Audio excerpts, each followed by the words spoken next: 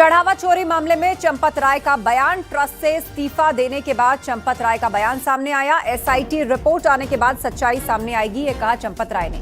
SIT की अंतिम report आने पर जवाब दूंगा। एसआईटी की अंतिम रिपोर्ट आने तक मौन धारण किया हूं। मेरा 45 साल का प्रचारक जीवन खुली किताब है, ये चंपत राय ने कहा। तो इस्तीफा स्वीकार होने के बाद चंपत राय का पहला बयान सामने आया है और उन्होंने कहा कि एसआईटी की अंतिम रिपोर्ट आने पर जवाब दूंगा। आपको तस्वीर दिखा रहे हैं, लिखित में उन्होंने ये सब जारी किया है, अपनी बात कही है।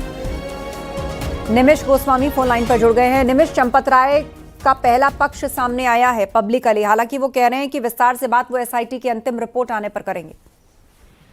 और देखिए, कहीं ना कहीं राम मंदिर के लिए एक लंबा संघर्ष जीवन बिताया और जब एसआईटी की जो अंतरिम रिपोर्ट, जो प्रारंभिक रिपोर्ट आई है, उस रिपोर्ट के अनुसार कहीं एसआईटी ने इनको भी दोषी भी नहीं माना है, लेकिन इस सब के बीच नैतिकता के आधार पर दिए गए इस्तीफे को और बायलाज के अनुसार उसको स्वीकार हुआ है।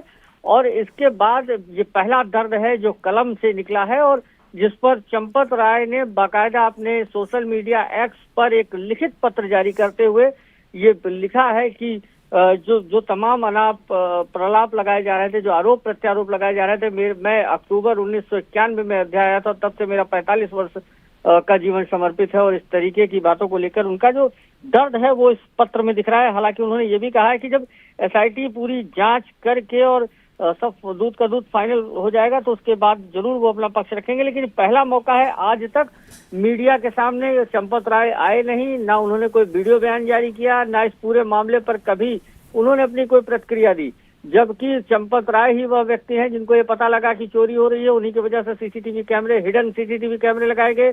उन्होंने पहली बार मुख्यमंत्री से मुलाकात कर इसकी शिकायत की और फिर उन्हीं के शिकायत के आधार पर एसआईटी की जांच हुई और आज इतना बड़ा स्कैम राम मंदिर परिसर में चल रहा था वो सामने आया। लेकिन फिर भी कहीं ना कहीं सुरक्षा में चूक हुई, भगवान के प्रति जो राम लोग भक्तों का जो दान है उसकी रखवाली में चूक हुई और इस नैतिकता के आधार पर उन्होंने इस्तीफा दिया और इस्तीफा स्वीकार है।